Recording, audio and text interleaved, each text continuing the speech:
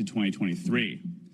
So let me just briefly discuss the who, what, and why for today's event. We're hosting an event reviewing the unprecedented sanctions taken against Russia by the U.S. and other Ukrainian allies in response to the Russian invasion of Ukraine. As part of the event, Hutchins Center Director David Wessel and I commissioned 9 papers from leading sanctions experts where we asked them to present their best ideas for improving sanctions policy. And we received some incredibly thoughtful and creative proposals. For example, Joe Stiglitz and Andrew Kusenko advocate for the seizure of Russian central bank reserves. In separate essays, Craig Kennedy and then also Simon Johnson and Catherine Wolfram discuss ways to tighten the price cap on Russian oil exports. Emily Blanchard outlines the sanctions playbook for policymakers. The full slate of draft essays has been posted on the Brookings website this morning, and I encourage everyone in the audience to take a look. Following remarks by our keynote speaker, we'll hear from a panel of experts who will provide reactions to the address, give their take on sanctions efforts to date, and offer reactions to draft proposals released this morning. So that's the what, now here's the why. I think it's pretty simple, actually. With the proliferation of sanctions as an economic tool, it is important to take stock of these actions and ask if they're achieving their intended goal. Are there unintended consequences? Can policymakers do better? These are not new questions. In the book, The Economic Weapon, an exhaustive recounting of the rise of sanctions over the past century, author Nicholas Mulder writes, "The policy debate about sanctions has been repeated almost every decade since the League of Nations was created in the wake of World War I. At its core has been the perennial question, do economic sanctions work?" Now, Mulder is skeptical about their efficacy, concluding that it is clear that the history of sanctions is largely a history of disappointment. Regarding U.S. sanctions against Russia, I personally am more sanguine. My reading of the collective sanctions impact is that they have sharply degraded Russia's long-term economic capacity, inflicting tangible pain on Russian households and businesses. Capital, both human and financial, has fled the country in droves, as has Western companies that previously fueled much of the country's production. Foreign direct investment has plummeted. Just 2 years into the new sanctions regime, the Russian economy is 5% smaller than predicted prior to the invasion. And the only reason Russia's economy has not entirely cratered is because of an unsustainable wartime push for military production. In short, I simply would not bet on the Russian economy for the foreseeable future. Of course, you'll hear from other experts today as to whether they agree with this assessment. So that's the why, now here's the who. In just a moment, we'll hear from Daleep Singh, Deputy National Security Advisor for International Economics. This is Daleep's second stint in the position during the Biden administration, and this position is one of the most important economic policy roles in the White House. Across both stretches, Singh played a pivotal role in designing and implementing sanctions against Russia, while also serving as the United States Sherpa to the G7 and G20. In between his stints in the Biden administration, Singh was chief economist at PGIM Fixed Income. Earlier in his career, he was executive vice president and head of the markets group at the New York Fed, and also served as acting assistant secretary for domestic finance at the Treasury Department, among many other roles.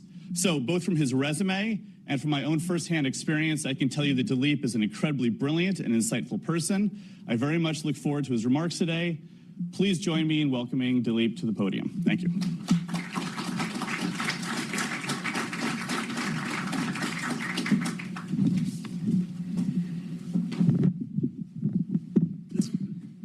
I want to thank Brookings for hosting this event, and to my friend, ex-colleague Ben Harris, for inviting me here and bringing together so many friends from the worlds of economics and national security.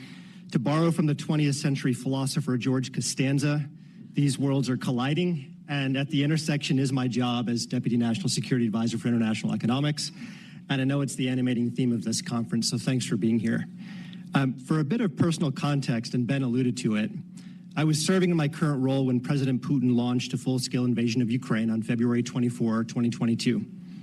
Prior to this tragic decision, National Security Advisor Jake Sullivan had marshaled a team across the U.S. government and worked the phone with allies every day for months so that within hours, we were ready to move in lockstep with almost 40 partners to enact the most severe and comprehensive sanctions ever taken against a major economy.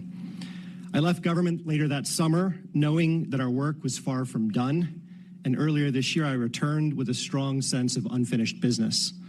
So I appreciate this chance to take stock of our efforts, what our efforts show about the power, but also the limits of sanctions as a foreign policy tool. The truth is, even as Russian tanks rolled into Ukraine, it was no sure thing we could convince our partners to collectively impose severe sanctions on Russia. A G20 member, a permanent member of the UN Security Council, a leading nuclear power, and a top energy exporter deeply integrated in the global economy, particularly with Europe. It was President Zelensky's address that night to European leaders, when he said it might be the last time they saw him alive, that generated the emotional valence needed for decisive action. Before the week's end, we had sanctioned Russia's largest banks and state-owned enterprises, cut off the Kremlin from leading-edge technology, and immobilized more than $300 billion of Russia's sovereign assets. In some ways, this marked the shock and awe phase of the sanctions campaign, but so much of what makes sanctions and export controls work is stamina, the grinding, painstaking effort to stay the course. So with that context in mind, I'd like to distinguish between myths and realities about what our sanctions are achieving and where we might go from here. Myth number one, sanctions haven't worked because they didn't prevent or reverse Russia's invasion. I've said many times that the best sanctions are those that never get used. Sometimes a credible economic threat can prevent a far worse geopolitical reality. We understood that President Putin, however, was likely on a preset course. Interesting timing. Maybe I'll give it a second.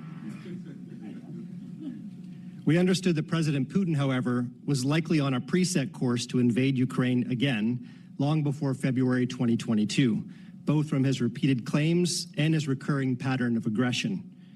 Even so, we made every effort, starting with President Biden and Jake Sullivan, to shape Putin's expectations about the costs of prosecuting this war by signaling in public and sharing in private our readiness to collectively impose the most severe sanctions in our arsenal with key partners. Deploying these measures preemptively, as some argued for, would have only broken unity with our partners and given Putin the pretext to invade under the guise that the United States never had a genuine intention to preserve the peace.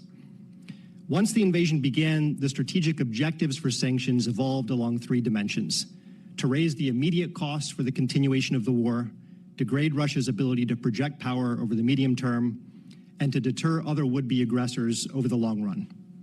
It bears repeating that in pursuing these objectives and evaluating our success, sanctions are just one tool embedded in a broader strategy: to arm Ukraine's fight for freedom on the battlefield, to lessen the global spillovers from Putin's war, to wean Europe from its reliance on Russian gas, and to finance Ukraine's economic future as a successful alternative to Russian-style kleptocracy, including by unlocking the value of the assets we immobilized. And this is a topic I'll return to in closing. Executing on each of these fronts is what gives us our best chance of shaping Putin's calculus. And staying the course is how we'll create strategic leverage for Ukraine to secure a just and sustained peace. Now, as for the proximate effects of sanctions, reasonable people can disagree about whether we struck the right balance between imposing costs on Putin while limiting spillovers to the U.S. and global economy. Certain macro indicators in Russia are better than many projections at the start of the invasion, including mine. But indicators of Russian resilience are a Potemkin facade. They mask the reality that Russia's prospects are bleak. To prevent a collapse of his economy in the short run, Putin has sacrificed Russia's long-term potential in at least three important ways. First, capital controls limited the flow of money out of Russia, helping to prevent a free fall in the ruble and a collapse of the financial system, but at the cost of limiting the flow of goods and services coming into Russia and reinforcing its isolation from the global economy. Imports from coalition countries are down almost 3/4 since 2022, including a drop of almost 95% in items deemed critical to Russia's weapons production, and at least a comparable percentage of imports in the advanced technology sectors of AI, semiconductors, and biotech. Second, Putin's decision to weaponize Russia's energy supplies did indeed drive a spike in oil and gas prices in 2022 that contributed to record Russian trade surpluses and flattered its GDP growth in the short term, but at the cost of potentially losing half its market share by the end of the decade, according to IEA estimates. Gazprom is a case in point. Once Russia's most profitable company, it just reported an annual net loss in 2023, its first since 1999, due to the dwindling gas trade with Europe. Lastly, Russia ramped up government spending to as much as 8% of GDP, a post-Soviet record. Fueling a war economy with government spending cushioned the contraction, but at the expense of depleting Russia's economic buffers and undermining Putin's previous ambitions for diversified and productive growth. Since the start of the war, the liquid portion of the National Wealth Fund has fallen by nearly half.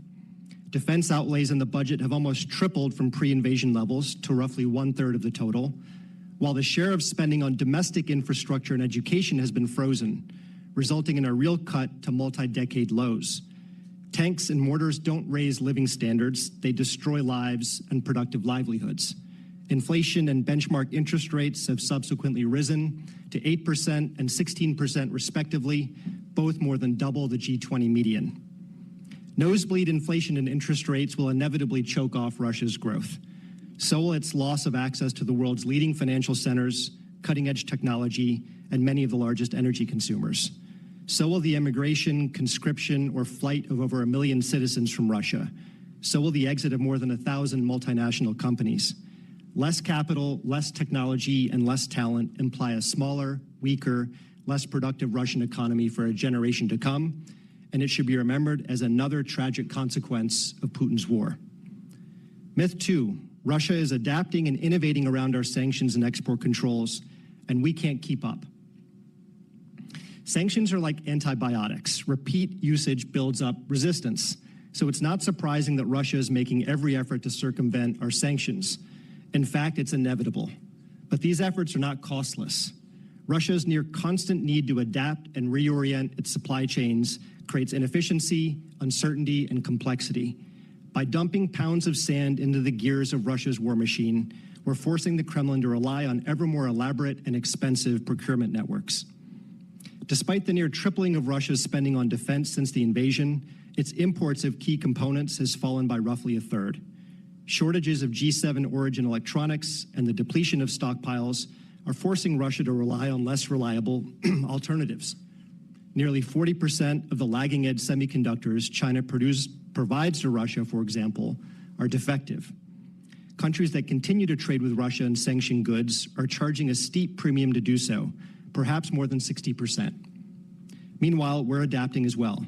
In the geopolitical economy of sanctions, standing still means you slip behind, particularly when the target has transformed its economy into a factory of war.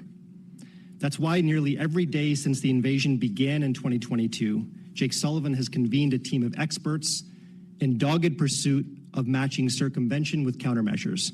It's why we've imposed sanctions and export controls on over 4,500 individuals and entities, many of which are front and shell companies, intermediaries, and service providers in Russia or third countries that didn't exist prior to the invasion, but were emerging as nodes in Russia's shadow production network. We know that circumvention networks will continue to evolve. Necessity is the mother of invention. Our ambition is to replicate the sophistication of the financial sanctions architecture, a process that took decades to build after 9/11, in the enforcement of our controls for goods and technology at a fraction of the time. I don't want to sugarcoat the challenges and risks involved. We're facing the sobering potential for Russia's military-industrial complex to grow stronger than it was before the war, and to directly threaten European and transatlantic security. Meeting this challenge will require an intensification of several efforts underway. First, our monitoring capabilities. They're improving with more personnel and the application of new technology, including big data analytics and AI tools that help us map critical supply chains and spot anomalies faster and with greater fidelity, but will undoubtedly need more resources. The budget for the unit charged with implementing export controls at the Department of Commerce has remained essentially flat since the war, despite the expansion of controls to thousands of items destined for Russia. We're strengthening institutional connectivity with regulators and international partners. Yes, 39 countries have joined the Global Export Control Coalition, a pact to impose substantially similar export controls on goods and technologies to Russia. Together with the EU, Japan, and the UK, we've developed a common high priority list to harmonize information that exporters, shippers, and financial institutions need to conduct due diligence. But we also recognize that in an increasingly adversarial geopolitical environment, the legacy approach to consensus-based coordination on export controls needs a refresh to meet the new realities, and we'll keep pushing creative approaches to address these gaps. We're deepening cooperation with U.S. industry as well, sharing actionable information on high-risk suppliers, suspected transshippers, and product flows. Exporters are using this information to improve their red flag systems and inspections, especially for dual-use items going to high-risk jurisdictions. But on this point, I want to issue an urgent call for corporate responsibility. The percentage of Russian battlefield weaponry with U.S. or allied branded components is alarmingly and unacceptably high. Put your creativity and resources to work. Know your customers, know their customers, and know the end users. Ensure that American firms are not unwitting cogs in Russia's arsenal of autocracy. Lastly, we're looking to expand our own authorities to recognize that Russia is shifting its entire economy to a war footing, a development punctuated by the appointment of an economist as defense minister. In this regard, we're actively exploring options to broaden the definition of financial facilitation in our sanctions regime, as well as the scope of our export controls for U.S. origin or U.S. branded products. Myth 3, U.S. sanctions have driven Russia and China closer together. Many observe that our sanctions and our export controls have pulled Russia and China closer together. These observations confuse symptoms with root causes. Russia's decision to invade and terrorize Ukraine and China's choice to enable Putin's war, these are the root causes. And we think it's a losing bet for both. Russia once had open access to global pools of capital and the most cutting-edge technology. Now it's utterly reliant on China, giving Beijing enormous leverage over Russia's ability to project power and to exert influence. 90% of semiconductors and microelectronics imported by Russia in 2023 were shipped via the PRC. 70% of its machine tools came from China in Q4 of last year. It may be a partnership without limits, only time will tell, but it's increasingly without symmetry. China accounted for over half of Russia's imports and more than 1/3 of its exports in 2023. Russia, by contrast, makes up only 3% of China's exports and 5% of China's imports. There are growing risks and costs to China from the no limits partnership as well. While China-Russia trade has increased, China is well aware that its combined goods trade with the U.S. and the EU was almost 7 times larger than that with Russia in 2023. More fundamentally, China has a stated interest in being a responsible stakeholder on the global stage. It therefore has little to gain and much to lose from Russia's intensification of the war, which has driven up energy and food prices across the developing world while causing profound reputational damage to the commercial relationships it needs at a time of domestic weakness. To be clear, we have no desire to disrupt all trade between Russia and China, but we and our partners are prepared to use our sanctions and our export controls to prevent the trade of goods and technologies that threaten our collective security. In this regard, it's worth noting the drop in PRC Russia trade since the president expanded Treasury's ability to target financial institutions that facilitate Russia's war, and these authorities may expand further. Myth 4, we've failed to make the case on the Russia sanctions regime to the rest of the world. Though we're acting together with nearly 40 allies and partners to defend principles at the heart of the UN Charter, we should reflect on the reality that most countries have not joined in the sanctions and export controls we've placed on Russia. Some leaders have raised concerns that our sanctions won't be effective in changing the calculus of President Putin. Others have suggested sanctions are an illegitimate exercise of brute economic force. Now, some of these arguments are made in bad faith by leaders who've refused to condemn Russia's war at all, but they nonetheless deserve a fair hearing, not least because the force of sanctions greatly depends on the size of the coalition upholding them. For that reason, we should continue to put serious effort towards developing a doctrine of economic statecraft that lays out clear principles for employing restrictive tools. To ensure these tools are used sparingly, avoid unnecessary spillovers, retain flexibility, surpass a threshold of efficacy, allow for maximal coordination with partners, can be sustained, and are designed with a sense of humility towards their consequences, some of which are unforeseeable. Laying down such a doctrine can help to reassure other countries that the United States, as the world's leading economic power, will not fire its economic weapons in an arbitrary or reflexive manner. It would enhance the credibility of our conduct. Having said this, we would never expect that every country will be in a position to formally join in each of the actions we and our closest partners are taking against Russia. But sometimes the measure of sanctions, one that by definition will never make headlines, is what's not happening because of the chilling effect of our actions and our warnings. The banking relationships and trade ties that don't exist, the investments that weren't made, the front companies that were not created. It's why we engage a broad range of countries well outside our formal coalition in ways that aren't meant to be publicized, with specific evidence of circumvention. And while we may not always highlight the success stories from sanctions diplomacy, evidence of a pullback from Russian counterparts is plain to see, from Eurasia to the Gulf to South and Central Asia. Myth 5. Our coalition won't implement tough sanctions on Russia for fear of spiking global energy prices. From the start, this has been one of the hardest challenges we've had to confront. Russia doesn't have easy substitutes for our coalition's financial markets and technology, but the dependencies cut both ways when it comes to fossil fuel supply, at least until our energy transition is further underway. In the early weeks of the war, we simultaneously cut off imports of Russian energy exports and surged global supply with releases from our strategic reserves. We saw the risk, however, that in a tight global market, the impact of quantity restrictions could be offset by price increases that would translate into a net benefit for Putin's revenues and drive up global inflation. For this reason, we now have both a G7 import ban on Russian seaborne oil and price caps on Russian crude oil and petroleum products when G7 services are involved. The leverage to enforce these caps comes from the dominant UK and EU position in global shipping insurance and trade finance, services that are prohibited unless there's verification that the oil is being sold below the cap. Now, our judgment is that the price cap, alongside our import bans and other sanctions, they have collectively reduced Russia's earnings. Russia's oil tax revenue dropped nearly 30% from 2022 to 2023, in part due to our sanctions. And when Russia took action to evade the price cap, we worked with our partners to tighten enforcement, and we can take further action to increase the costs of Russia using its shadow fleet.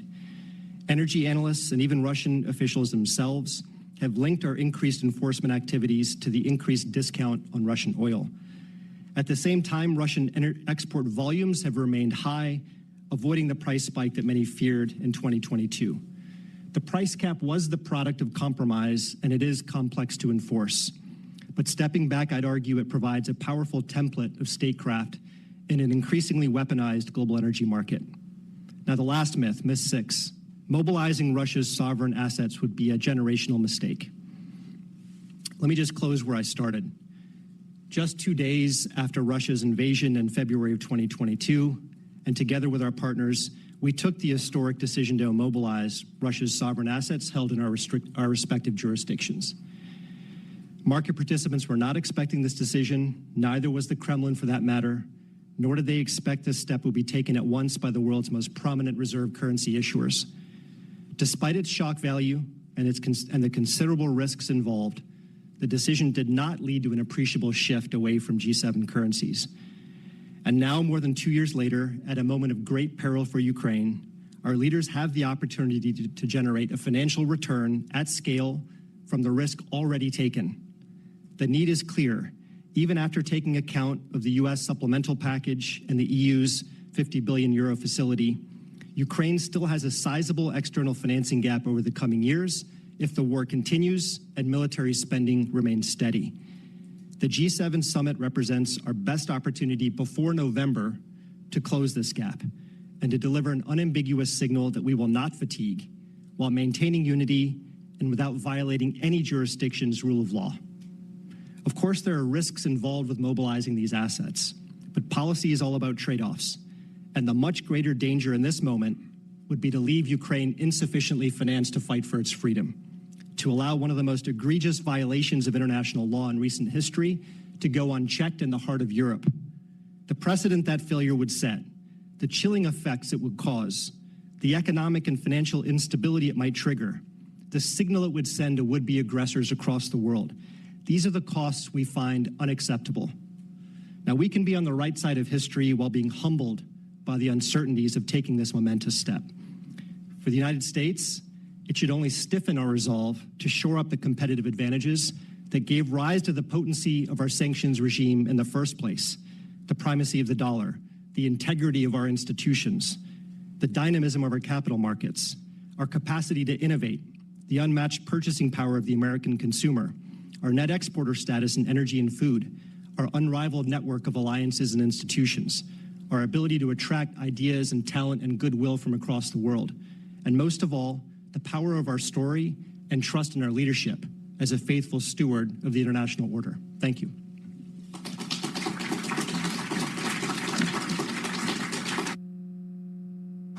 In the middle. Daleep, thank you very much for that incredibly comprehensive account of sanctions, but let me ask you a very simple question. I'm convinced that sanctions are causing pain in Russia, and I'll buy your argument that we are long-term degrading the capacity of the Russian economy to deliver goods and services to its people. But why should I believe that sanctions are having any effect on Putin's behavior, given what we see on the ground in Ukraine? So, look, I mean, David, when I think about this question of the efficacy of our sanctions regime, I think it first has to be said they are one tool in a broader strategy to, number one, change Putin's calculus about the costs of continuing this war, and number two, to give Ukraine strategic leverage to ensure a just and sustainable peace if and when it decides to pursue a diplomatic settlement. That's the only way this war is going to end. I think a lot of people, look, I mean, would I love to cut off all of Russia's energy export flows or put those receipts into escrow and cause Russia to fall into twin deficits for its current account and budget and really force a balance of payment reckoning? Yes, of course. Would it be great to unplug China as the factory of Russia's war machine overnight? Of course. But you have to remember, we are implementing sanctions in a very complex political and geopolitical economy. And the actions we're taking are also meant to preserve unity and to be sustainable. There are multiple objectives we're trying to solve for at one time. So it may feel good, it would feel good to have economic shock and awe, maximal economic shock and awe all the time. Spillover effects and second-order consequences be damned. But that wouldn't be the best long-term risk-adjusted strategy if it broke unity and it wasn't sustainable. The other point I'd make on efficacy, a lot of people judge our sanctions relative to an ex post geopolitical objective like have Putin's troops been withdrawn from Ukraine? And, you know, those were not the proximate objectives of sanctions. You know, what we have to think about is that sanctions were made ex ante to the geopolitical events that followed, and they have to be weighed against the counterfactual of the next best alternatives. And those alternatives have to be judged in terms of a conflict that plays out over multiple stages, with multiple players, and across multiple dimensions. To me, that's the fair assessment of whether these sanctions worked, is what were the alternatives. The last point is Putin's reaction function, which I think is what you're really getting at. And that's, you know, with time and distance, I've reflected quite a bit on whether we've influenced it. And the truth is, you know, President Putin's revealed preference is to think about this invasion, you know, much like an 18th century land grab in the Tsarist tradition of Peter the Great or Catherine the Great. What he cares about most is what's happening on the battlefield. And while I believe strongly we're causing profound long-term economic damage to Russia, and therefore his political standing, we have to understand that's probably a distant second in terms of his consideration. So, look, I think sanctions are doing their job relative to the objectives that we set, mindful of the counterfactual scenarios, the next best alternatives, and also when viewed in the context of an autocrat with an 18th century reaction function. Okay. I have a question on every single sentence of your speech, and we don't have time for that. So I want to just pick up on one. At the end of myth 2, you talked about broadening the definition of financial facilitation and extending sanctions from not just U.S. origin products, but U.S. branded products. What are you trying to tell us there? Russia has adapted, as I mentioned in the speech, necessity is the mother of invention, so circumvention networks are alive and well, and we've got to match every circumvention with a countermeasure. I'm going to leave it there. But let me just put it this way. If Russia is shifting its entire economy to a war footing, then does it make sense to restrict financial facilitation to a handful of sectors or to a certain number of products that are U.S. origin, when we know that transshipment is the main way in which Russia is continuing to receive critical components that give it battlefield advantages in Ukraine?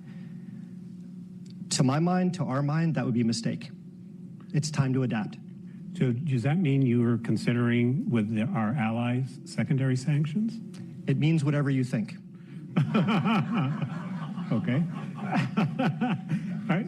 So in the papers we commissioned, there's an interesting tension. One set of people say we ought to make it much easier for capital flight from Russia. We ought to let everybody who has $10,000 in a Russian bank take it out, cause a current account deficit, weaken the euro, weaken the ruble, cause inflation, et cetera. The other set of people say we need to just isolate. As you pointed out in your remarks, there's always a trade-off. How do you see that trade-off? Well, initially we were trying to induce as much capital flight as possible. With the initial shock of the measures that we announced on February 26, we were trying to engineer a free fall in the ruble, which would cause import inflation to spike, which would dent the purchasing power of Russian consumers. It would cause the central bank to raise interest rates to emergency levels that would dry up investment, and you'd have a negative feedback loop, the velocity of which would be determined by Putin's willingness to escalate. He chose to arrest that feedback loop with capital controls. And so the question you're asking is really, to my mind, a question of whether you can overwhelm those capital controls. Mm-hmm. And if you could, and return Russia to that vicious feedback loop, I think that would be worth considering. But I'm doubtful that you can in the Russian economy that he's built. Because of the capital controls? Yeah. And finally, before I turn to the audience, could you elaborate a little bit on how you plan to lay out this doctrine of economic statecraft? You listed several bullet points there, but how is this going to be explained to the public, the world, what our strategy is? So thanks for asking that question. I think we're closer to the beginning of that process than the end. It has taken hundreds of years to craft and refine a doctrine for the use of military force, and it's still evolving today. We've just started the process of thinking about how to design a doctrine of economic statecraft, with guiding principles, with rules of engagement, with a code of conduct, with an analytical infrastructure and an organizational model that's fit for purpose. I think it's vitally important. Look, we're in the most intense period of great power competition in at least 3 decades, arguably in 70 years. Now, today's great powers are nuclear powers, and that means barring catastrophic miscalculation, direct confrontation is more likely to play out in the theater of economics and technology than direct military conflict. Now, if that's correct, we have a lot of work to do to communicate to the world the guiding principles that constrain our use of these restrictive tools, that give them more comfort that we're not going to fire these weapons in a way that's arbitrary or reflexive. We have to do a lot more work, I think, to build an analytical infrastructure that's fit for purpose, that really understands the limitations, the spillovers, and the efficacy of sanctions when they're used unilaterally, multilaterally, ex ante to a trigger event, ex post. We have to really build the muscle of simulating how our use of restrictive tools will play out in a multiplayer, multi-stage contest. We've got to change the organizational culture in some ways of how we conduct statecraft, because it's, in every government bureaucracy, you are at risk of lazy narratives, of having blind spots, of not thinking across the entire probability distribution. But, things that have never happened are happening all the time. So that's a cultural shift. And then ultimately, the most important thing to my mind, more important than principles and even analysis, is conduct. and I do think we need to have more balance in our conduct of economic statecraft. And what I mean is we should convey a standing preference to use economic tools that offer the prospect of mutual economic gain, rather than feed a very damaging perception that our marginal unit of time and energy and focus is on designing tools that inflict economic pain. And so I'm talking about tools like debt relief or infrastructure finance or supply chain partnerships or trade agreements. You know, these are the kind of tools that each have, I would argue, the potential to forge a more enduring alignment with countries that are skeptical of our use of economic statecraft. And I think this is all about our imagination and creativity. There are a number of moonshots that if we have the chance to continue working at the White House beyond November, that we ought to consider. Should we have a sovereign wealth fund? Should we have a strategic petroleum reserve, or should it be a strategic resilience reserve that makes long-term strategic investments at home and abroad? Can we use sovereign loan guarantees in a different way? That's our only concessional lending instrument. We've issued 6 sovereign loan guarantees in 30 years. How do you compete with the Belt Road Initiative in that context? So that I am passionate and interested in that part of the work of economic statecraft, and I think laying down a doctrine would be a good start. Well, I have a question about every word you said in that sentence. So here's the deal. I'm going to take 3 questions short because we're really pressed for time. We have a crowded program. Let me take over here Redeker first. So wait for a mic, tell us who you are, and keep the question short. Hi, great to see you, Daleep and David. Doug Redeker, Brookings and International Capital Strategies. Daleep, a question for you on technological sanctions. So what we've seen is over the past decade or two, the bulk of sanctions have been finance related. So banks and other financial actors have had to really boost their compliance departments big time in order to comply. Technology companies under export controls and other related sanctions don't have that in-house capability. So is the expectation of this administration that as we move down the export control and other technology-related sanctions, whether it's against Russia or in the context of our relationship with China, whether technology companies are going to need to boost their internal compliance departments exponentially in order to make those sanctions actually work?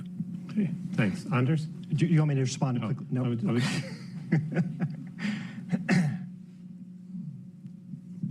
Anders Åslund, Georgetown University. One simple question. Thank you very much for your excellent presentation. Isn't it time to move to prohibitive import tariffs on all Russian exports rather than going for sanctioning one commodity after the other? Thank you. Thank you. There's a woman here in the front. Andrea Shalal with Reuters. Hi, good to see you. I think I heard you say that seizing the Russian assets or monetizing them in some way could be risky. And this has obviously been a source of contention among the G7 partners. Can you tell us where you think you are now, whether you think you're closer to some kind of an agreement with the Europeans on this? It does seem like those indicators are there. But also on the question, the sort of very big question of the relationship. When you say Russia is putting its economy solely on a war footing now, do you see that as being a permanent move or a temporary move? And what would that mean? Okay, you're cheating. Thanks. 2 questions. All right, Daleep, you got 3 yes or no questions. The first one is, should tech companies be building better compliance departments because you're going after them? Yes, I meant what I said. It took decades to build the financial sanctions architecture after 9/11. We've got to do that at warp speed for technology and goods companies. And the reason why, Doug, is most of our strategic adversaries, they run current account surpluses. And so if you want to hit them, you have to hit the real economy that flows through goods markets and technology sectors. And that call to corporate responsibility was very real. All right, secondly, should we just put tariffs on everything Russia exports? Well, look, I mean, the history of embargoes is not a great one, but to the extent that Russia is transforming its economy entirely into a factory for the war machine, we're going to get to the point where de facto, that's where we end up. Go ahead. And then on Russian sovereign assets, I remember that question. I mean, here's the situation. We thanks to Congress, and we really do appreciate it, we now have the authority in the United States to seize the principal of the sovereign assets that we immobilized and transfer the value to Ukraine. That would be the most efficient and potent option available for all of us in the G7. But seizing principle is a red line for many of our G7 partners. Whether you use the theory of countermeasures or whether you use a legal theory of set-off in which Ukraine establishes a reparation claim, transfers it to the asset side of the G7 balance sheet, and we set that off against our collective liability, which are the Russian reserves. In either path, we don't have consensus as a G7. So the question strategically is, do you just wait and hope that we get consensus? And our belief is that no, you don't wait and hope. The situation in Ukraine is difficult. It's dire. You see the situation with air defenses, manpower, the energy infrastructure. So if we have a way to act with solidarity and with speed and an appreciable scale, which I would define as at least $50 billion, that's what you're supposed to do. And I think we have an option on the table for our G7 leaders to consider in Apulia that will allow us to act in precisely that way. It's speed with scale and with solidarity, which has been our greatest strength throughout. And really, it's the financial support it provides, but also the signal to Putin that we're not going to fatigue, and he's not going to outlast us, regardless of what happens in the remainder of the year. Great. Could you please join me in thanking Daleep?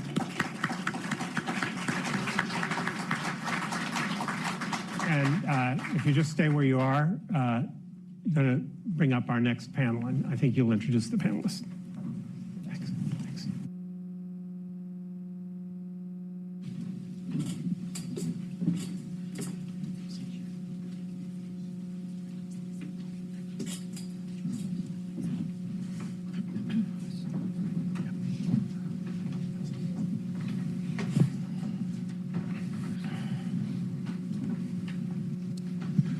Good morning.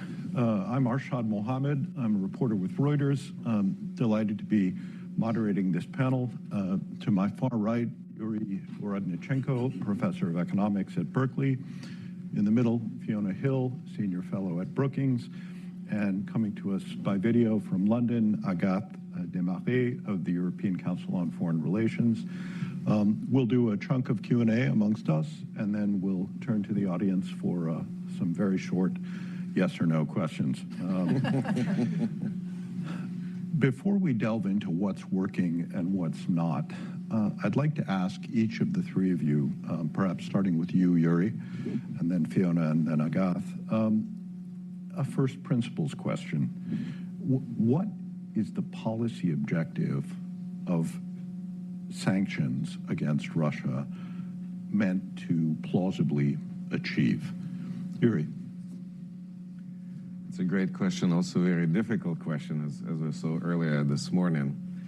I think, the first step in, thinking about sanctions and their effectiveness is to ask ourselves, what is the horizon, what we want to achieve with them. If we want just to do something to signal our displeasure with the invasion, we can sanction a few people here and there and say we've done our job, end of story. That's one possibility. Another objective may be to stabilize energy prices in the US and in Europe. And, if you have this objective, we can certainly deliver this through price cap and other controls. If our objective is really to make the budget constraints very, very, very binding for Putin, then I don't see any other, course of action other than imposing some type of embargo on any kind of economic relationship with Russia, most importantly, energy. So it has to be an embargo on the flow of goods, on capital flows, on technology transfer. Daleep said, this is what he wants to do, right? But, he faces political constraints. But I think we should be very clear in our mind, what kind of things we want to achieve and what kind of constraints we have. I'm originally from Ukraine. I think my objective is very clear. We want to make sure that, Putin is, this Russian aggression in Ukraine is defeated. And for this to work, you have to have really serious sanctions to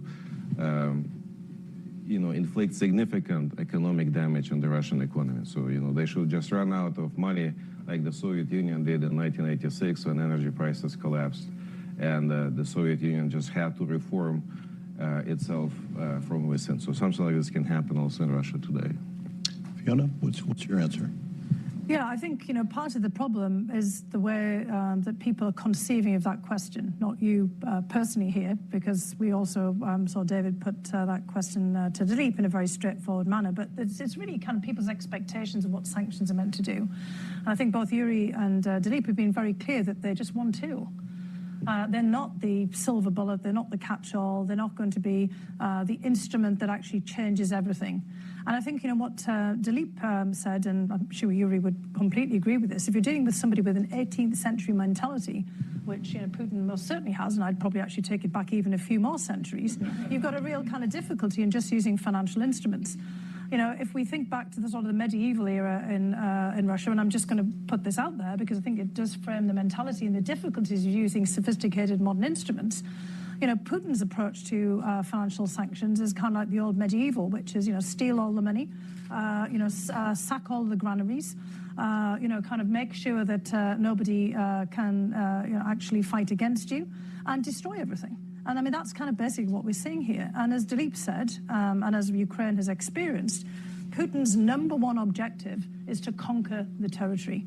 It's not anymore to basically investing in the health and prosperity and the wealth of the Russian people. And that's been the real shift. If we looked at the Putin in the early phases of his presidency, and the first 2 terms that he was in office, his goals were very different. They were, in fact, to make Russia one of the G7, the G8 countries. That's not where he is at this particular stage. So our instruments were really refined and targeted for a different Putin in the different phases of his presidency. And so, unfortunately, we have to calibrate them with some more primitive and rather kind of straightforward methods of making sure that we're paying attention to the other battlefield and understanding Putin's mentality. The goal is really at this particular point, as I think we're laying out here and we're going to talk about, is to really to adapt to the circumstances to make it more difficult for Putin to wage war and to make it very clear that a wartime economy in a 21st century is going to be much harder to maintain. Putin's got one big advantage if he's got a really great technological team around him, particularly, I would say, kind of an alchemist, one of the greatest central bankers in the world in the case of Elvira Nabiullina. But even she is not so much of a genius that she'll be able to withstand these kinds of things over the longer term. But he has got those advantages. So it's 18th or maybe even 9th and 10th century mentalities coupled with, kind of really a sort of 21st century environment that we're operating in. Agathe, if you'd like to take a stab at that question, please do. But I'm also going to give you another one to chew on, which is essentially the topic of our panel as a whole, which is how effective have the sanctions imposed so far been? What's worked? What's failed? Thanks so much. And actually, to answer your second question, I would go back to the first one, because I think it's really important to go back to the objectives to assess the effectiveness of sanctions. Because otherwise it's a bit like asking whether a screwdriver is working or not. Well, if you have a screw and you need to turn it, yes, maybe, but otherwise for a brain surgery, maybe it's not recommended. So on the objectives, what I find really striking is that there seems to be an agreement among ourselves about what sanctions are not meant to achieve. And I think it's really important to discuss what sanctions are not meant to do, because I've seen a lot of confusion around what were the goals of sanctions. So I think it's important to say it. It's not about stopping the war as a magical tool. I think that what we've seen since 2014, because the war has really started in 2014, is that sanctions haven't changed Putin's calculus. The second non-objective is a regime change. We know from history that sanctions can never achieve this, and there's no reason to believe that any successor to Putin would completely change his view about Ukraine. And then the third non-objective is about economic collapse in Russia. I think that's actually a really important one, especially when we take a look at the debate in Europe. Sanctions are not meant to provoke an economic collapse of Russia. It's a large economy, it's the 9th largest in the world, and it has a lot of financial reserves. But more importantly, such an economic collapse wouldn't be in Western interests, because then you would have ripple effects all around the world, given the importance of Russia as a commodity producer and exporter. So now that we've said this, what are the objectives of sanctions, I think the first one, and it's a really important one, is the diplomatic symbol, the message of unity, of Western resolve, and also the symbol that we send to Ukraine. Then there is this second objective, as Fiona has mentioned, making it more difficult for Putin to wage war, which I think is critical. So it's not about a black and white thing. It's not on, off.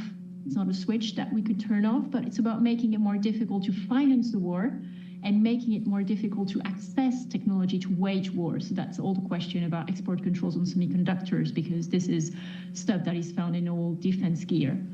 And then finally, a third objective that I would throw into the mix, and to me that's probably the most important objective of sanctions. It's about a long-term degradation of the Russian economy, a slow asphyxiation of the Russian energy sector. And these are with sanctions that aim to curb the financing and technology access for Russia's energy sector. And this is very important because a number of Russian energy fields are coming to maturity, which is the polite way to say that their reserves are fast depleting. So Russia needs to build new oil and gas fields, but without access to Western technology, it will be very difficult. So I think that these would be my three objectives. And now on to your second question. Well, I'm of the view that sanctions on Russia work. I think that's an important thing to say and to repeat, because at least in Europe, I'm French, based in London, we see a lot of disinformation coming from Russia, claiming that sanctions do not work. So I think that the first thing that I would say is that it's important to highlight the fact that, yes, they do. They have an impact. In terms of their impact and what's working, what's not working, to get to your question, I would say three things that are working very well and that I think are a success, and two things are maybe working less well. And then I will say these briefly, and maybe we can delve a bit deeper into some of these in our discussion. The first thing that I would say has worked very well is actually not directly Russia related, but it's transatlantic unity. Because seen from Europe, the European perspective about sanctions and transatlantic collaboration on sanctions would be that it has at times been very difficult. I'm thinking of the months after the US withdrawal from the JCPOA, for instance, the Iran nuclear deal. I think that we've seen almost perfect, flawless collaboration on Russia, which has been very positive. The second thing that I think has worked very well, and it's actually related, is about limiting ripple effects from sanctions on emerging economies. I was mentioning that Russia is a big economy, so if we were to completely restrict Russia's energy exports, this would have ripple effects all around the world. And I think that there has been a lot of attention paid to this topic. And for instance, I would say that this is the reason why we're not seeing bigger secondary sanctions being imposed on all Russian exports. And then the third thing that I think has worked very well, going back to the objective that I was mentioning, well, when we take a look at things, the EU embargo on seaborne oil imports is definitely reducing Russia's hydrocarbon revenues. Sure, Russia is shipping oil to India, but it's less profitable. And when we take a look at export controls, these have a lot of loopholes. These need fixing. These are not perfect, but it's a bit of the same story, you know. Russia is circumventing these measures, but it's importing goods that cost more, and it takes more time to import them, and it's usually of lower quality. So I think that we should highlight the fact that export controls are not magic tools, but they're also doing something. Mm-hmm. And I will end on two things that are maybe working a bit less well: getting others on board. And I think that this is tied to export controls. You know, we talk a lot about export control circumvention, but a lot of countries say, you know, we talk a lot about the UAE or Serbia or Kazakhstan. They simply do not impose these measures. And I think that efforts to get others on board on the Western sanctions effort have been disappointing. And then finally, I will end mentioning getting the population on board has also been very difficult. I was mentioning in Europe, the picture is a bit striking. We see with the European elections coming in a few days now that in a number of countries, pro-Russia parties are polling very high. These are calling for an end to sanctions on Russia, and I think that this is very worrying. Yeah. Sure. Listen, thanks so much. Yuriy, I'd like to turn to you now, if I may. One, how would you tighten sanctions now? And two, to go to Agathe's point, and I understand that Russia is earning less money out of its oil exports, but how effective can sanctions on Russian oil exports ever be when it seems to have quite steady customers in China and in India that are very happy to buy discounted oil?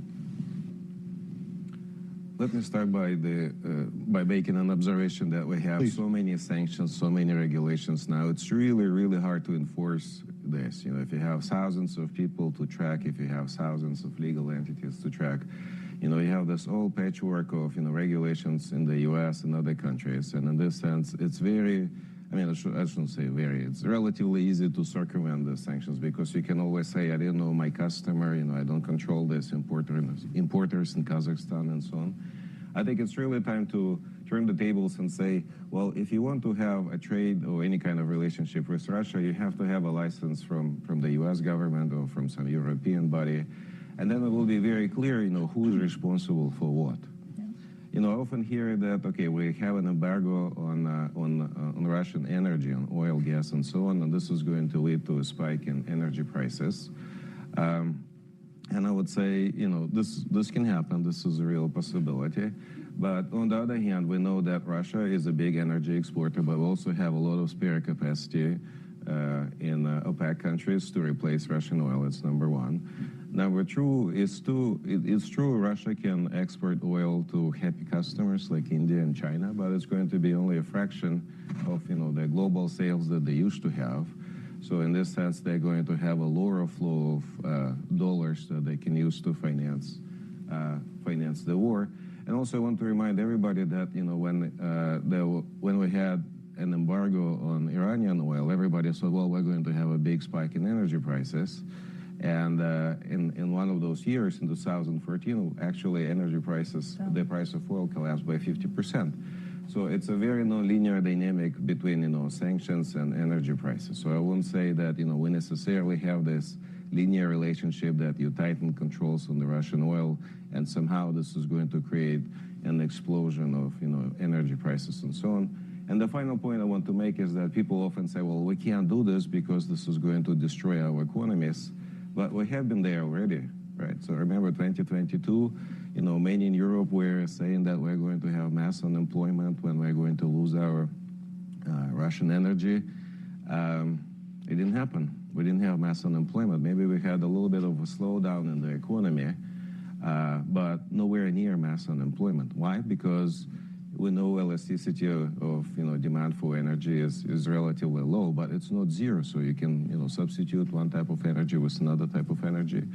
And Europe is a great example of how countries can adapt to, you know, this changing landscape. Fiona, if I could follow up on that question or on that issue,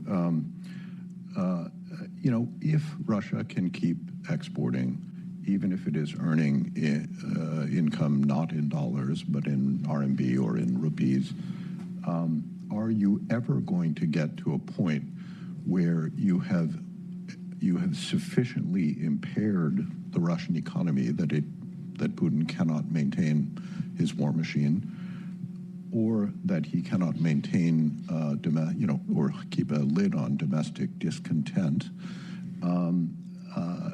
And can you ever get to a point where you have really materially increased the probabilities of changing his outlook, his decision making, if he has the point of view of an 18th century czarist? Well, look, many 18th century czars got into trouble as well with insurrections. I mean, Russian history is replete with the consequences of actually everything that you've laid out there. I mean, I think, you know, that Putin has, you know, very much put Russia on a path that it was not on in those first 2 terms of his presidency, which is a kind of a strange mixture of, you know, the very creaking czarist system, plus the rather advanced, mature, and let's just say ossifying Soviet system rolled into one. I mentioned Elvira Nabiullina before, who I have, you know, great admiration for as a central banker, but she was actually trained under the Soviet period. She's around, you know, my age. She was not educated in a Western setting, and I think that's actually part of her secret, is because she's actually, you know, quite good at doing old Soviet-style economics, and think the Soviet Union was a war machine. That's exactly what it was. And of course, it ran out of steam. That's exactly why Gorbachev ended up in his position, because the whole system had run out of steam, which this will do eventually as well. If you're putting everything on a war economy, just as Daleep laid out and as Yuriy has laid out as well as Agathe, you eventually run into considerable consequences. Putin has got away with a lot of things because of our own inability to keep our act together.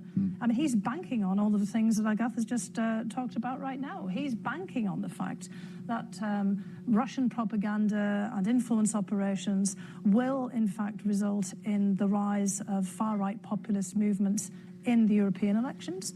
That in places like Slovakia and Hungary, where we've already seen these kinds of actions, there will be a backlash against sanctions towards Russia, because they seem to be hurting our economies. And of course, he's banking on the same thing happening here in November. So he's pulling out all the stops because he knows that there will be a problem. And we have to remember again that Putin comes out of that late Soviet period. He understands why the Soviet Union collapsed. In fact, there was a book published here at Brookings on that very theme by Yuriy Gaidar, who was basically a prime minister under Yeltsin, and wrote a book as a kind of a how-to, a cautionary tale for people like Putin about how to manage the economy and how not to manage the economy. Putin knows all of this, which is exactly why he's trying to actually discredit sanctions. He is trying to basically talk people into believing, as Agathe said, that they do not work, and why he's actually hoping that we will all fold because it's all too difficult. So I think, the message that we need to be sending from this panel, as Daleep, was, I think, laying out extraordinarily well, is that we have to stick at it.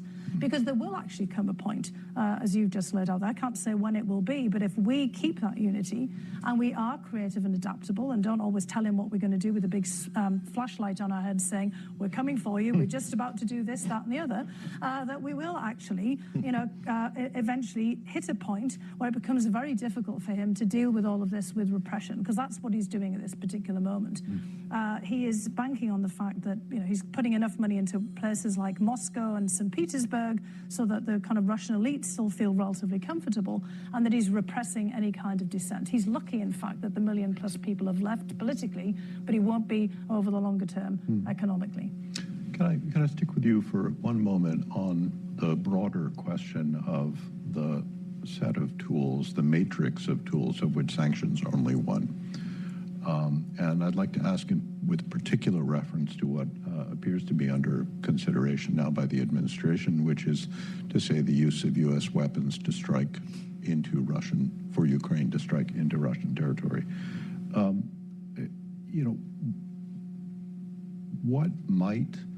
What more would you like to see on all of those other non-sanctions tools? And what might a plausible end state for this conflict, whether it ends up being a frozen conflict or something else, kind of look like to you?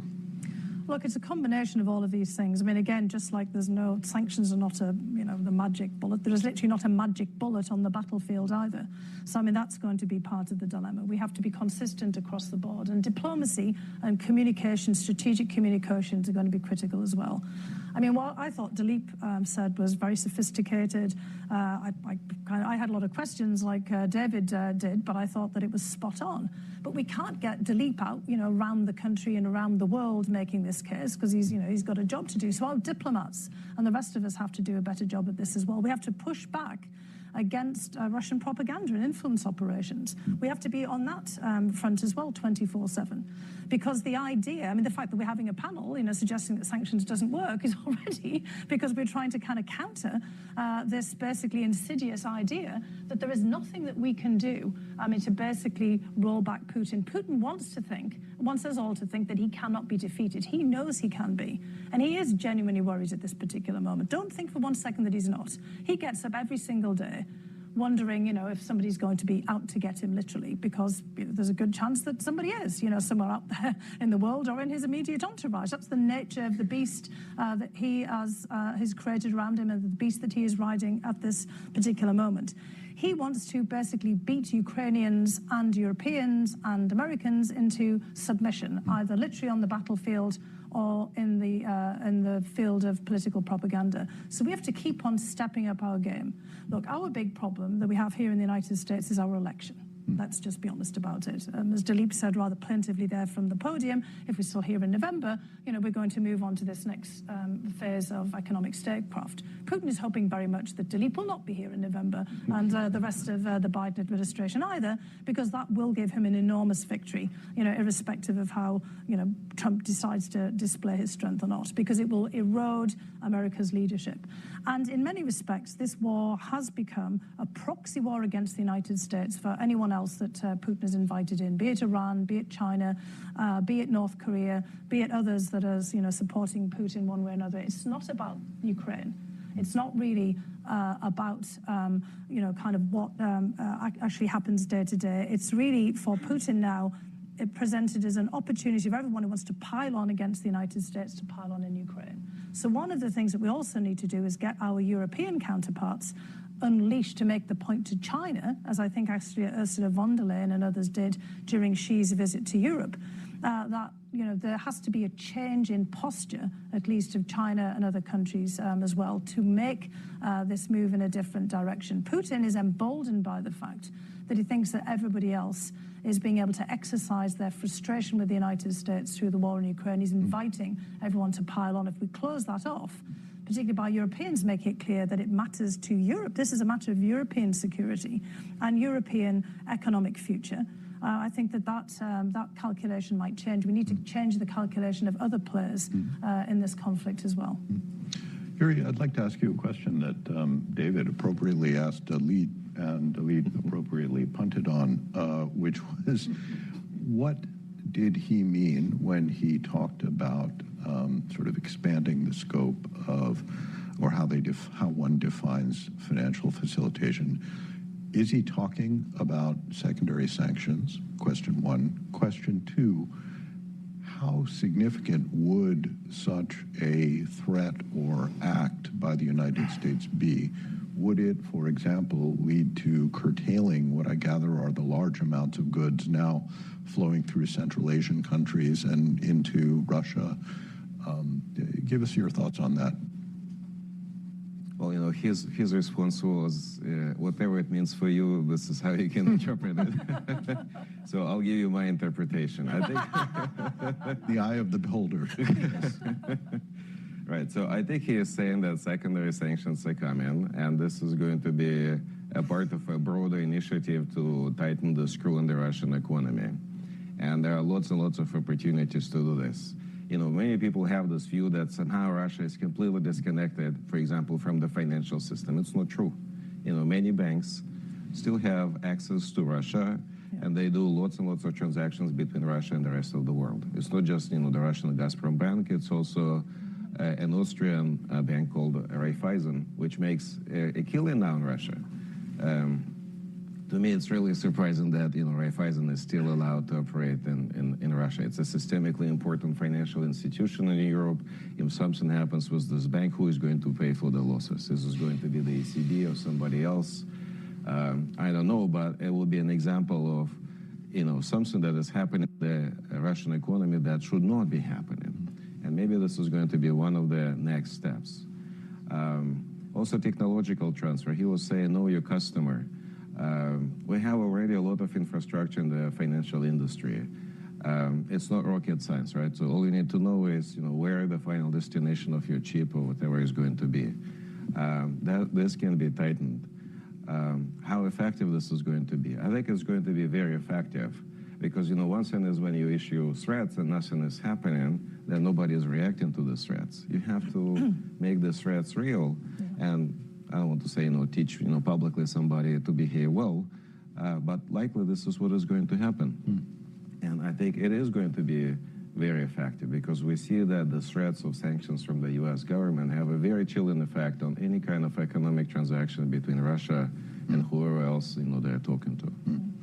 Agathe, I'd like to turn to you. Agathe is the author of a book called Backfire about sanctions, and you can all guess perhaps what the thesis is, but are we now getting to a point of peak sanctions? Are we now getting to a point where the very effectiveness of U.S. sanctions has started, to erode their utility?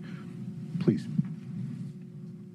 Well, I would say probably, and that's a terrifying perspective. I think that to answer this question, we have to remember that sanctions fill in the void between empty diplomatic declarations and deadly military intervention. So they're not a magical tool, and in some cases they don't work, but in the Russia case, they certainly work, have an impact, and I think, as Fiona has mentioned, it is really important to say this and repeat this to counter Russian disinformation. What I'm worried about is the fact that a number of countries, led by China, are building sanctions-proof mechanisms that would provide them with a plan B in case they are disconnected from Western financial channels. What are we talking about? Well, the first step in this edifice is, of course, de-dollarization. It's been a buzzword for quite a while. Actually, when we take a look at the data, we see that China now settles around half of its trade, cross-border trade, in renminbi. Well, 30% if we don't include Hong Kong transactions, half if we include them. That's massive. That's really important because that's the first layer of protection for China. And of course, Russia is doing the same. Russia, for instance, when we discuss foreign exchange reserves, we always debate the $300 billion in foreign exchange reserves from the Russian central bank. Well, the reserves of the Russian central bank were twice bigger before the war started. But why can we not touch the other $300 billion US? Well, because they are not in Western currencies, so we couldn't freeze these assets. So I think that de-dollarization efforts are real. It's not going to be massive from one day to another, but it's a structural trend, probably. The second thing is alternatives to SWIFT. Well, as Yuriy has mentioned, Russia is still connected to Western financial channels, including SWIFT. But what we see is, again, efforts to build alternatives. And China leads the way, again, with a mechanism called SIPS. And that's much smaller than SWIFT in terms of turnover, but it already connects around 1,300 banks around the world.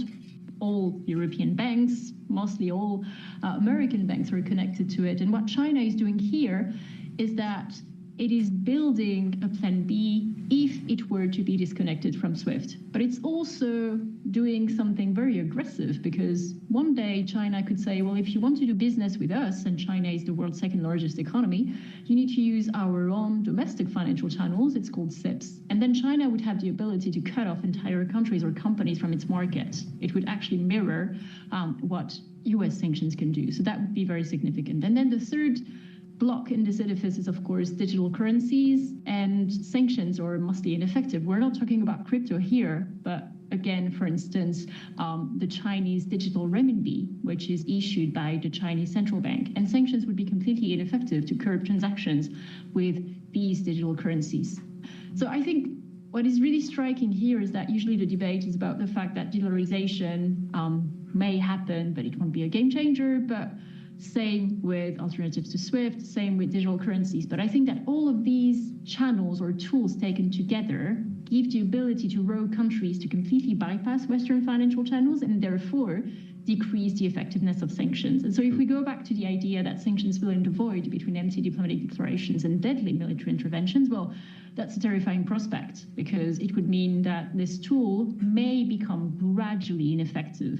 Sure. And actually, there would be other implications for national security because, for instance, tracking financial transactions is a key way to track terror groups or illicit groups involved in, say, nuclear proliferation. If these groups have access to completely Western-proof financial channels, then this will have massive national security implications. So I would say, yes, we're probably at peak sanctions. And I think that this is very significant, and it could have very significant implications for the future of sanctions. Maybe the future of sanctions will be about export controls. We're certainly seeing this vis-à-vis China today with semiconductors, AI, biotech, quantum computing. But I think this is certainly going to happen, and it may have important implications for Western diplomacy. Thank you. I'd like to now, unless either of you want to chip in, like to turn to questions from the audience. I'm going to follow David's practice in taking questions in groups of three, and I would plead that you make it a question and that you make it short. So let's start with the gentleman here in the front, the gentleman in the middle with the tie, and do we have one more? I'd like to, well, we're going to go to the person at the far back there. Please, can we have the mics? We get one there. Let's do it for the mics, so the webcast. Yeah.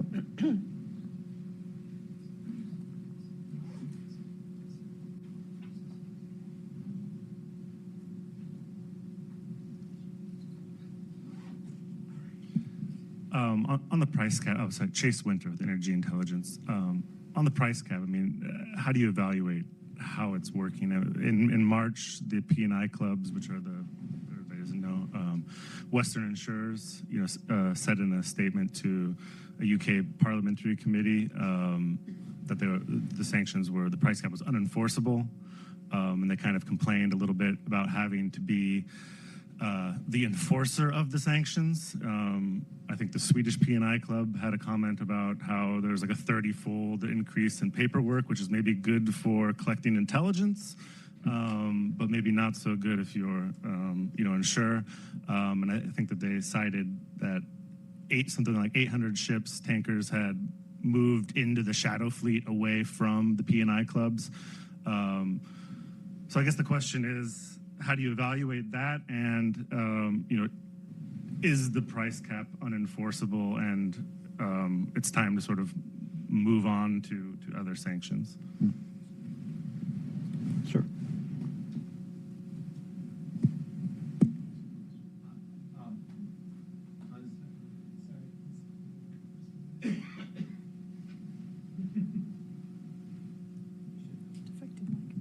Hello, Craig Kennedy. Daleep spoke a lot about both blocking technology going into Russia, but also capital. And having spent 20 years trying to get capital into Russia as a banker, I've been watching what's been happening over the last several years. And we've seen Russia reduce its, or rather Western capital moving out of Russia. We had about $725 billion worth of foreign lending in Russia in 2014. That's more than half, but there's still quite a bit of it. And Russia is now trying to refinance a lot of its foreign debt in its own much, much smaller domestic markets. So my question is this. Has anybody been watching how Russia is dealing with refinancing all of this foreign debt? And I'll give you just two numbers in particular that have struck me as interesting and potentially very problematic for Russia. The total size of the Russian domestic corporate bond market is about $120 billion. If you look at two Russian companies, Gazprom and Rosneft, between the two of them, their outstanding debt exceeds that, and much of that is still debt which they are holding from foreign lenders. What does this mean for Russia? Is it potentially facing its own financing crisis domestically? And by the way, China has not been stepping up at all with lending to Russia, except for except for projects where China is directly involved. Right. They want to pay it back. Madam in the very back row.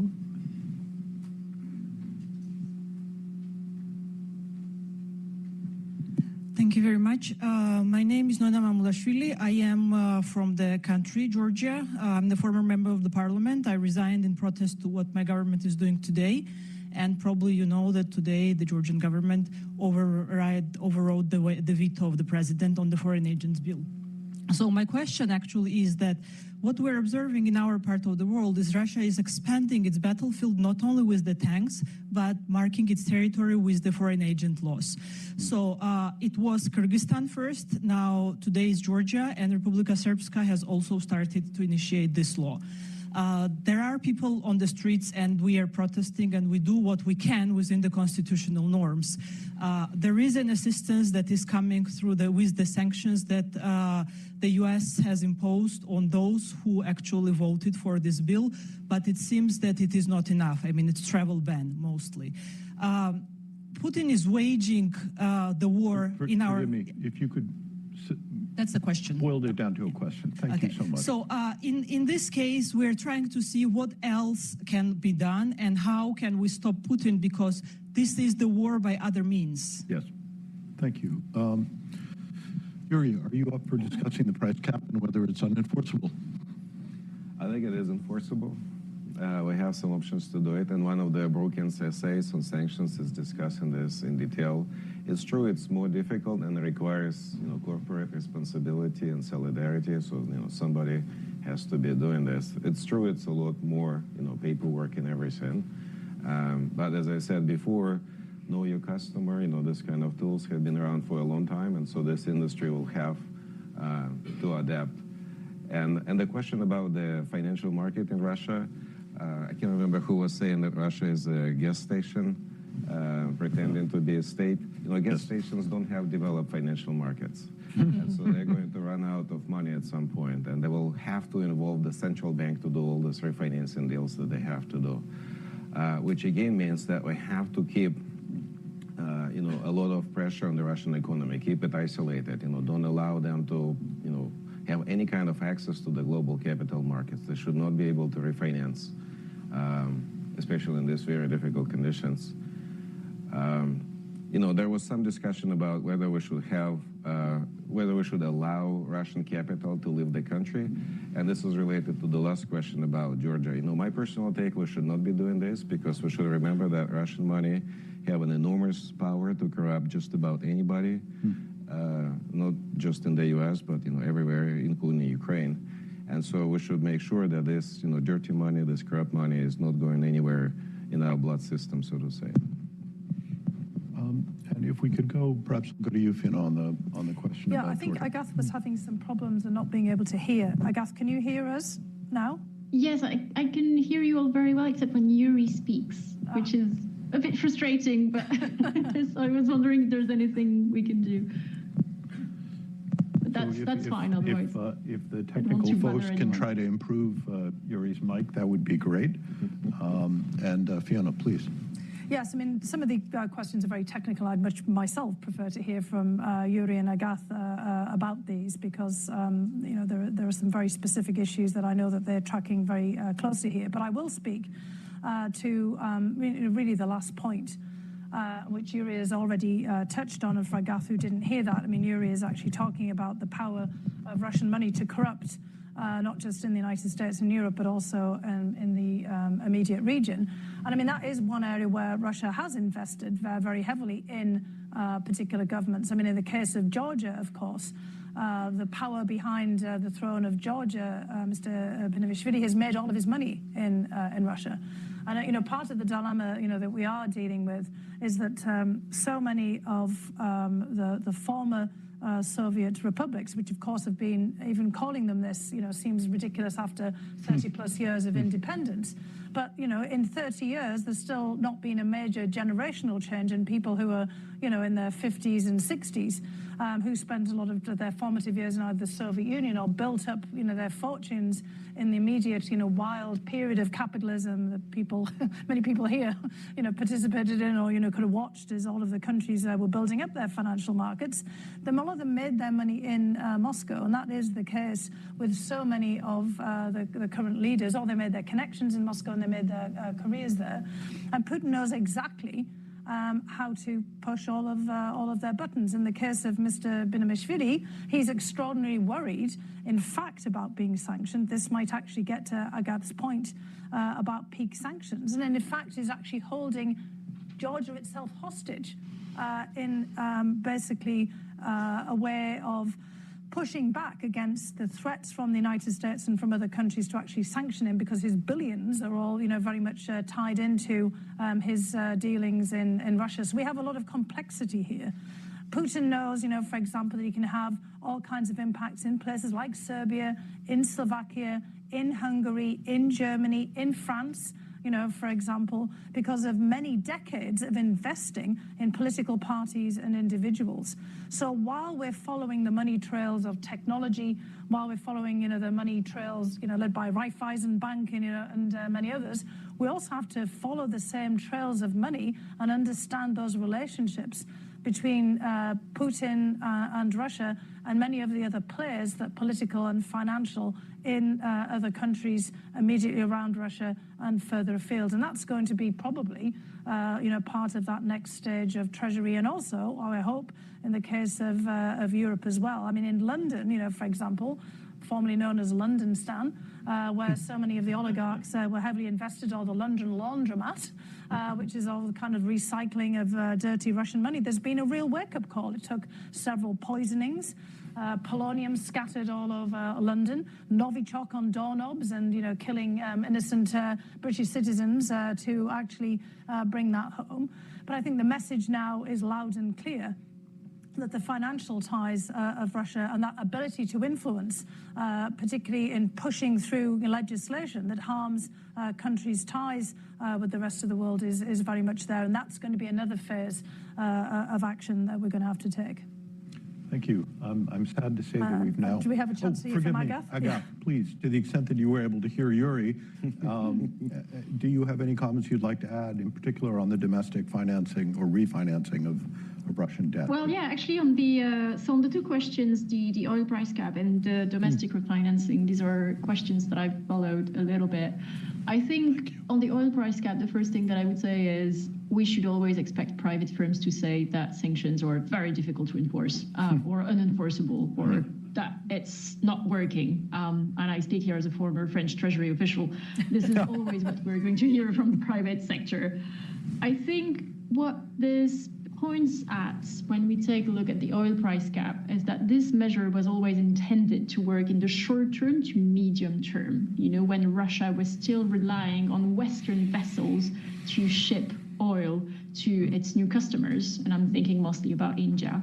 But in the long run, it was always clear, and when I mean long run, it's 1 year tops, that Russia was going to adapt. And I think that this is something that is really important when we take a look at sanctions. We should always expect the target to adapt. And what Russia has done is that it has built its own fleet, gas fleet, of Russian-flagged vessels to export its oil. And it can do whatever it wants. We could sanction these vessels. Russia wouldn't really care, as long as they have no tie to Western jurisdictions, which is very difficult to do in practice. But I think, again, the point here is about adaptation. And I think actually Daleep made this point that we will always need to adapt. So some tools will be working in the short term, medium term, but not long term. I think that we need to acknowledge this. That's not a flow about sanctions. That's always going to be the case. On Gazprom and short-term borrowing. So I can answer actually about Gazprom financials because I've spent some time taking a look at them over the past weeks, and they are alarming, is what I would say. Gazprom has posted a $6.8 billion loss last year, which is extremely significant considering the company usually, gives around $40 billion to Russian state coffers every year, either through contributions to the federal budget or the National Welfare Fund, which is the sovereign wealth fund. So obviously that is going to be a problem because it means that this year, and actually it was announced last week, Gazprom isn't going to be able to contribute to the Russian budget. It's not going to be able to pay dividends to its main shareholder, the Russian state. And of course, that's going to be a problem to finance the war. And that's going to be a problem for replenishing the reserves of the sovereign wealth fund, which have already been depleted by around half, or $60 billion since the war has started. So we're not talking about small numbers here. We're really talking about big numbers. And I don't think there will be any easy way out for Russia. And when we take a look at borrowing, actually, this points to the fact that difficulties could rise because short-term borrowing from Gazprom has doubled last year, and it has doubled again in the first quarter of this year. So we're really talking about huge difficulties, possibly.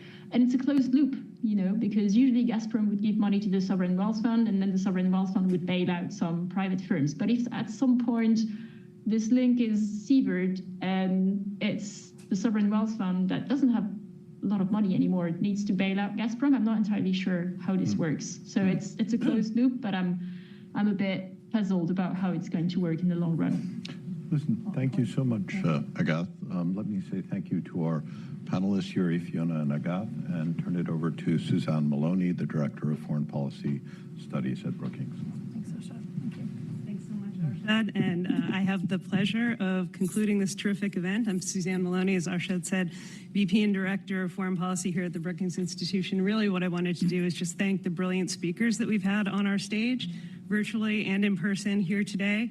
the keynote address by Daleep Singh, Deputy National Security Advisor, I think really set the tone for a terrifically substantive and forward-looking conversation that we've had among our panel, moderated brilliantly by Arshad Mohammed, with comments from my colleague Fiona Hill, as well as Yuriy and Agathe. And let me also especially thank David Wessel and Ben Harris from our Economic Studies program here at Brookings. You may recall that Daleep's remarks made reference to the Seinfeldian philosophy of worlds colliding. This event was very much the product of worlds colliding here at the Brookings Institution.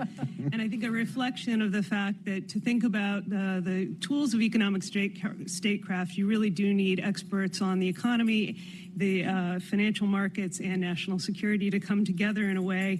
And that kind of intellectual collaboration is vital, but all too rare among policy circles. It's one of the tremendous comparative advantages here at Brookings. I won't try to summarize what some of the many important insights that each of our speakers provided today.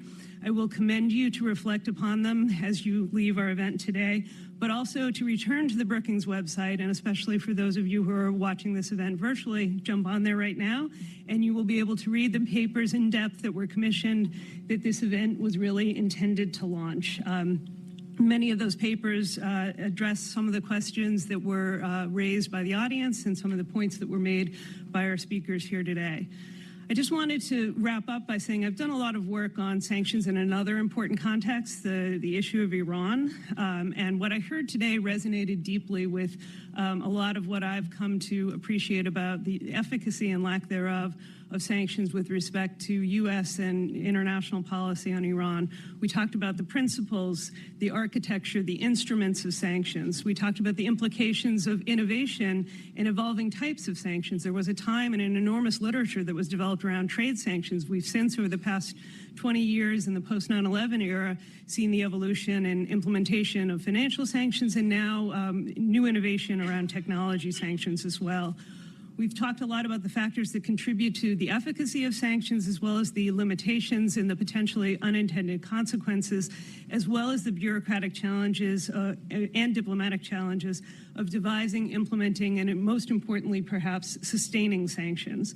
I will just close by leaving perhaps a bit of a question mark around the idea of peak sanctions. I recall with some humility testifying before Congress on the question of whether or not we could in fact sanction the Iranian central bank successfully without wider implications on the global economy. I happened to be wrong when I testified, in part because I think that we hadn't anticipated, many of us hadn't anticipated, the change in energy markets that in fact enabled that to be possible. And so what I've seen over the course of my work looking at these particular issues is that it really is an evolving landscape, and that we know from this conversation, from another conversation that our friends, that David helped to moderate a little over a year ago here at Brookings by Jake Sullivan, that economic statecraft is absolutely here to stay as a vital element of U.S. and other countries' policies. So thank you all. Please join me in a round of applause for our speakers.